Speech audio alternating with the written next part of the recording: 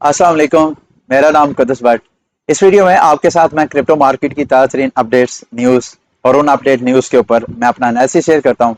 कल के बुलेटिन में एल सल्वाडोर से मुतल्लक मैं पिछले बल्कि कल का क्या पिछले कई दिनों से एल सल्वाडोर को मैं क्लोजली वॉच कर रहा हूँ।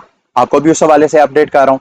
आज बड़ी मेजर डेवलपमेंट है इस हवाले से, मैं आगे जाके वो आपके साथ शेयर करता हूँ। लेकिन ऑक्सी इन्फिनिटीज के दोनों टोकन एसएलपी और एएक्सएस की प्राइस इस वक्त मेरी फेवरेट क्रिप्टो करेंसीज की लिस्ट में सबसे ज्यादा गेन कर रही है। क्योंकि मार्केट हमें इस ये जो रवा हफ्ता है, इस हफ्ते में अच्छा खासा हेल्थी नजर आ रही है।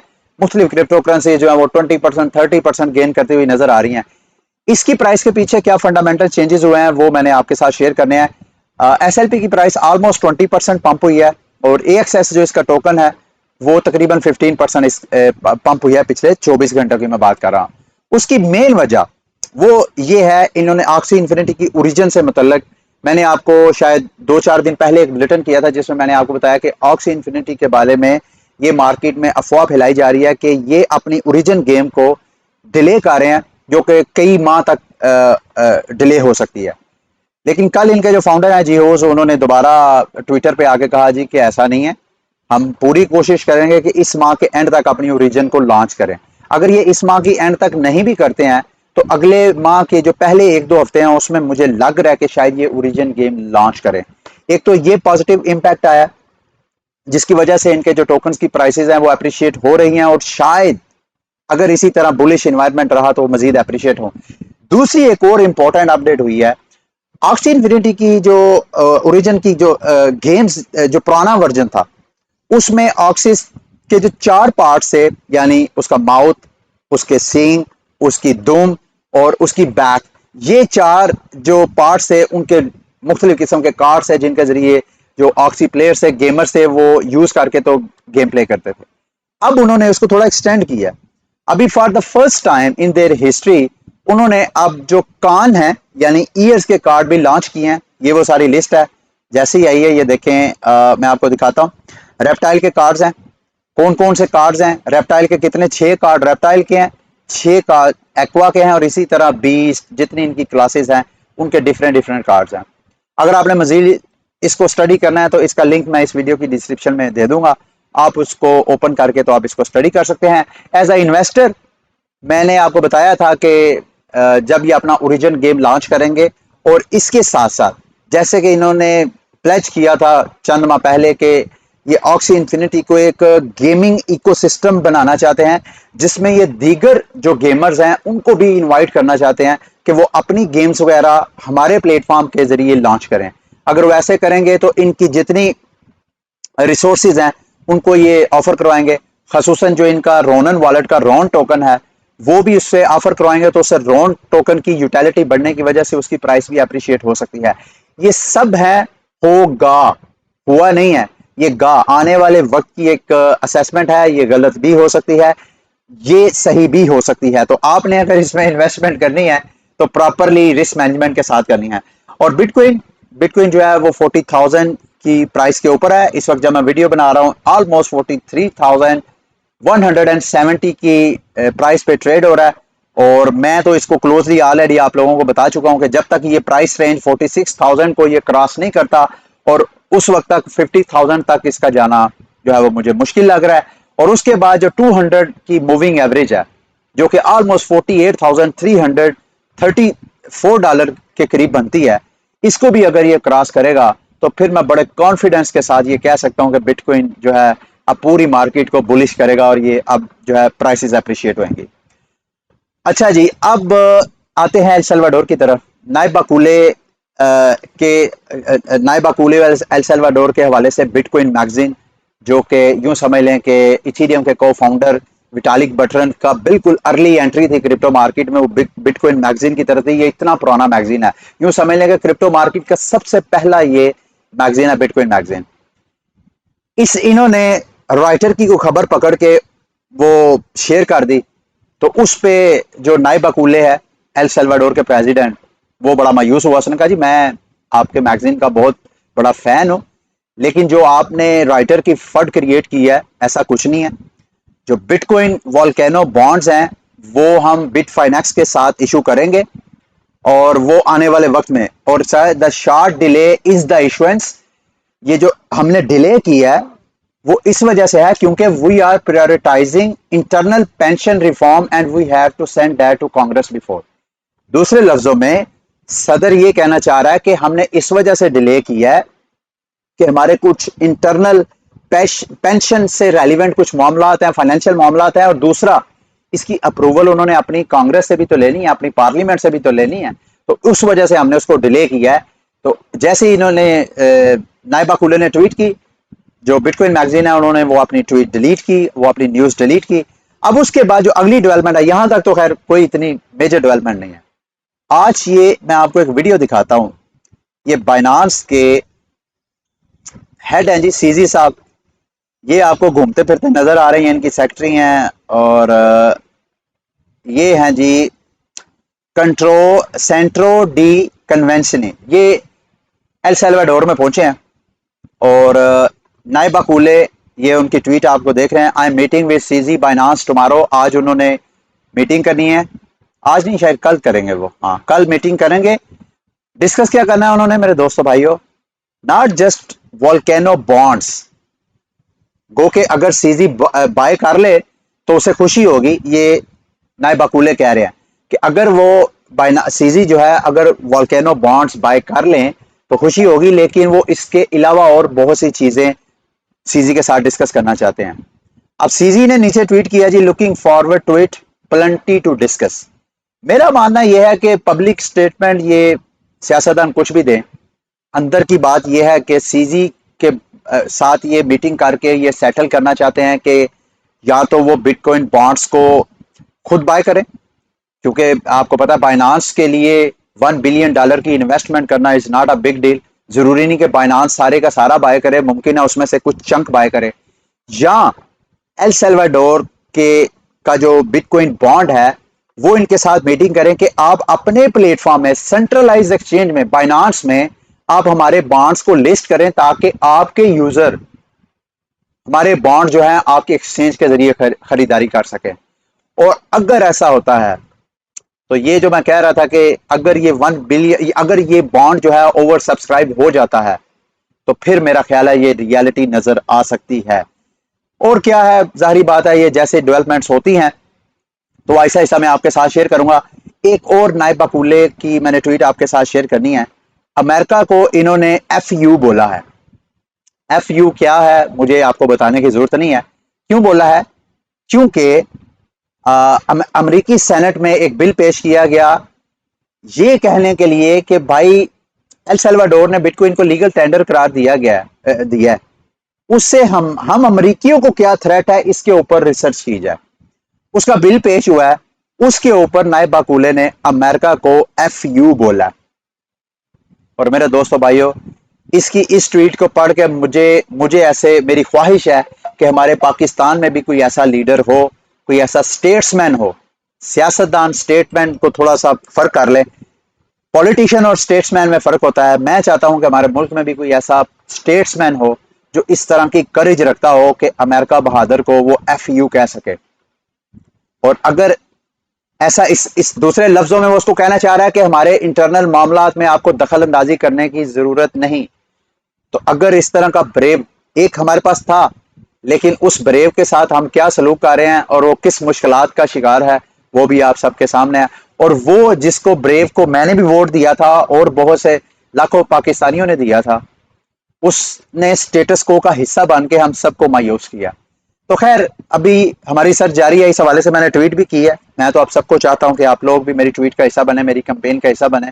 अगर कोई नहीं है या कोई है तो वो इमर्ज हो, उसके अंदर ख्याल आए कि भाई वो पॉलिटिक्स में आके हमारी जो इमर्जिंग टेक्नोलॉजीज हैं, जो बिटकॉइन या इस तरह की क्रिप्टो मार्केट है, ब्लॉकचेन टेक्नोलॉजी है, उसको अडॉप्ट करके हमारे सिस्टम को, हमारी पूरी सोसाइटी को मॉडर्नाइज करें। अच्छा जी, उसके बाद ये CNBC ने यूक्रेनियन कि कुछ जो रेफ्यूजीज थे उनकी स्टोरीज शेयर की हैं। ये बड़ी इंटरेस्टिंग मैंने स्टोरीज पढ़ी हैं। इसका हासिल ये है कि दोस्तों भाइयों, जब हमारे हुक्मरान खसूसन जब वॉर का डिसीजन लेते हैं तो उसमें से मेजॉरिटी ऐसी होती है जो कि उस डिसीजन को बैक नहीं करती है। क्यों नहीं करती है? क्योंकि वॉर के टाइमिंग में आपकी जो जिंदगी है जीवन, जो जाहिर बात है, एक तो लाइफ थ्रेट होता है, आपने किसी के ऊपर अटैक करना है तो बदले में आपके ऊपर भी अटैक के खदशात हो सकते हैं। जरूरी नहीं वो, फॉर एग्जाम्पल अभी रशिया ने किया यूक्रेन के ऊपर, तो रशियन जो पॉपुलेशन है उनके ऊपर यूक्रेनियन बमबारी तो नहीं हो रही, लेकिन जो सारी दुनिया ने सैंक्शंस लगाई हैं उस वजह से जिस तरह की टेंशन और परेशानी में यूक्रेनियंस हैं, सेम इसी तरह की परेशानी में आपको रशियंस नजर आएंगे। तो दूसरे लफ्जों में मैं ये आपके साथ इस वजह से ये शेयर करना चाह रहा था। अगर आप चाहें तो ये स्टोरीज मैं इस वीडियो की डिस्क्रिप्शन में लिंक दे दूंगा, आप जाके पढ़ सकते हैं सारी स्टोरीज। मैं सिर्फ चाहता ये हूं कि हमारे अंदर जो इंतहा पसंदी है वो बहुत हद तक है, और हमारी किताबों में जो नफरत हमारे हमसायों के खिलाफ फैलाई जाती है, वो अब हमसायों से निकल के हमारे अंदर वो आग जो है आहिस्ता आहिस्ता जलती नजर आ रही है। आए दिन आपको इंतहा पसंदी की वजह से कोई ना कोई फर्द उसकी भेंट चढ़ता हुआ नजर आता है।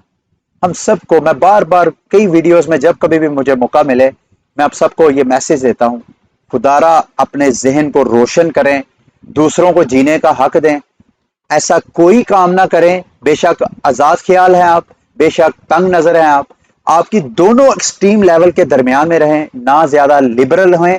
आपकी जो आजादी है उस आजादी से भी लोगों को तकलीफ हो सकती है। जिस तरह इंतहा पसंदी से किसी दूसरे फर्द को तकलीफ हो सकती है, इसी तरह आजाद ख्यालात से भी दूसरों को तंगी हो सकती है। तो आप जो भी हैं, आपके एक्शन, आपके कॉल फेल को आप फिल्टर करें कि कहीं मैं जो कुछ कर रहा हूं या कह रहा हूं उससे किसी की दिल आजारी तो नहीं है। अगर दिल आजारी है तो आप उसको अवॉइड करने की कोशिश करें। ठीक है, आगे बढ़ते हैं। ये जी अमेरिका का क्या, ग्लोबली एक बहुत बड़ा बैंक है गोल्डमैन सैक्स। इन्होंने आज से 4 साल पहले की ये मैं न्यूज आपके साथ शेयर कर रहा हूं। इन्होंने कहा bitcoin is a vehicle for fraudsters want Goldman सैक्स। ये बिटकॉइन को एक आला समझते थे फ्रॉड का। आज मैं इनकी वेबसाइट आप खुद खोलें, goldmansachs.com, इनके जब वेबसाइट खोलेंगे तो होम पेज पे आपको क्या ये मैसेज दे रहे हैं, insights digitalization from crypto currencies to metaverse, मतलब क्रिप्टो करेंसी से लेके metaverse, explore the mega trends that are reshaping our economy. मतलब अब ये क्रिप्टो करेंसीज और मेटावर्स को अब ये समझ रहे हैं, ये हमारी इकोनॉमीज को रीशेप कर रहे हैं, और ये मेगा ट्रेंड्स हैं आजकल के। तो आइए हम हमारे प्लेटफॉर्म पे इनको एक्सप्लोर करें।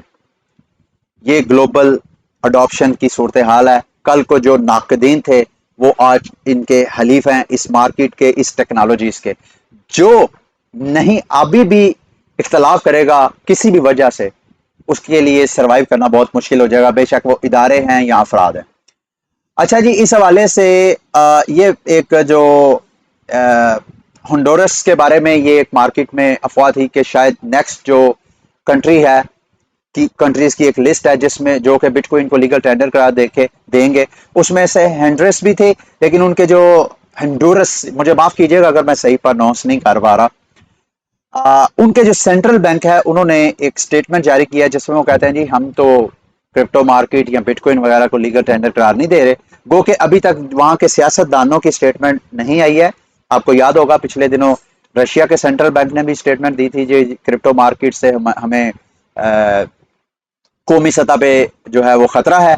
लेकिन बाद में जो रशियन प्रेसिडेंट थे, जो उनके फाइनेंस मिनिस्टर ने, उन्होंने बिल्कुल जो सेंट्रल बैंक की लाइन थी उससे बिल्कुल मुख्तलिफ लाइन लेके कहा नहीं जी हमें तो इस मार्केट से फायदा है। और आज जब रशिया और यूक्रेन का क्लैश हुआ है उसमें वही सेंट्रल बैंक जो जिसने स्टेटमेंट दी थी कि ये हमारा एक नेशनल थ्रेट है क्रिप्टो मार्केट, आज वो क्रिप्टो मार्केट के जरिए अपने मामला चलाने की कोशिश कर रहा है।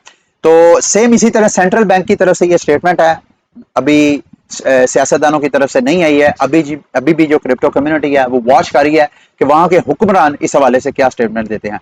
लेकिन ये इन्होंने इनके जो सेंट्रल बैंक है ये इन्होंने बताया कि ये बिटकॉइन या क्रिप्टो मार्केट को पता नहीं वो लीगल टेंडर करार देते हैं कि नहीं, लेकिन वो अपना सीबीडीसी लॉन्च करने की तरफ लाजमी सोच विचार कर रहे हैं और उस पर रिसर्च कर रहे हैं। ठीक है जी, आगे ये जापान की एक बहुत बड़ी मैसेजिंग जाइंट है सॉफ्ट बैंक के नाम से ना, इनके तकरीबन 2 करोड़ से ज्यादा इनके फॉलोअर्स हैं। इन्होंने अब मेटावर्स में एंट्री डाली है और ये जिस ब्लॉकचेन के जरिए अपने मार्केट प्लेस लॉन्च करेंगे, जिसमें जो यूजर्स हैं इनके, जो कि करोड़ों की तादाद में हैं, वो एनएफटीज बाय और सेल करेंगे, वो ये टोकन है। मैंने सोचा मैं आपको जरा उसके बारे में गाइड कर दूं। ये कॉइन मार्केट कैप में अगर आप जाएं तो यहाँ पे इसकी प्राइस इस वक्त एक टोकन की $129 है। ऑल टाइम मैंने इस पर क्लिक किया, ये ऑल टाइम अपना हाई जो इसने बनाया था तकरीबन ये $326 इसने अपना ऑल टाइम हाई बनाया था। इस वक्त काफी डंप है। आप इसको स्टडी करना चाहे फॉर इन्वेस्टमेंट पर्पस आप इसको देख सकते हैं, फॉर एजुकेशनल पर्पस आप इसको अच्छी तरह वॉच कर सकते हैं। आप लिंक इसका टोकन का नाम है और ब्लॉकचेन का नाम है लाइन ब्लॉकचेन। आप इसको सर्च करें। इनकी जो टोटल मार्केट कैप है वो 771 मिलियन है, अभी बिलियंस में नहीं गई है।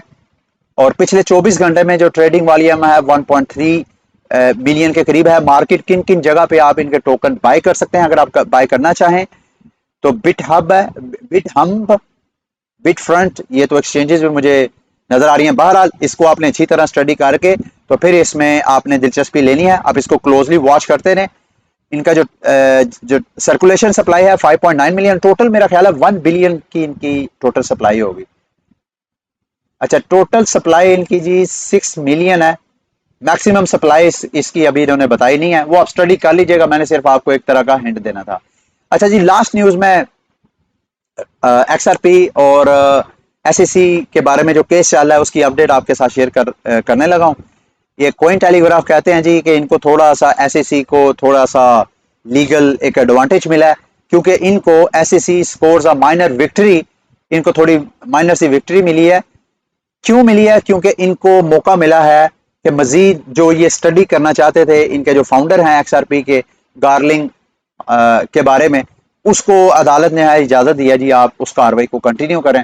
उस वजह से आप ये जो मार्केट थोड़ी सी आपको बुलिश नजर आ रही है, इसमें एक्सआरपी जो है वो बहुत कम गेन करता हुआ नजर आ रहा है। एक्सआरपी के बारे में मैं ऑलरेडी आपको कई वीडियोस में बता चुका हूं कि लॉन्ग टर्म होल्डिंग का प्लान आप एक्सआरपी पे करेंगे तो मेरी नजर में वो अच्छा डिसीजन नहीं है।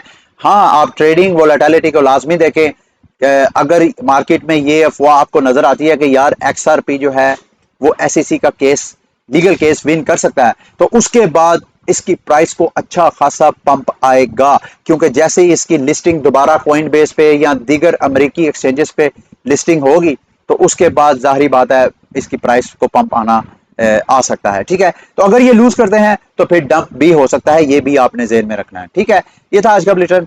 उम्मीद करता हूं कि आज का बुलेटिन भी आपके लिए इंफॉर्मेटिव रहा होगा। अगली वीडियो तक के लिए मुझे इजाजत। अल्लाह हाफिज।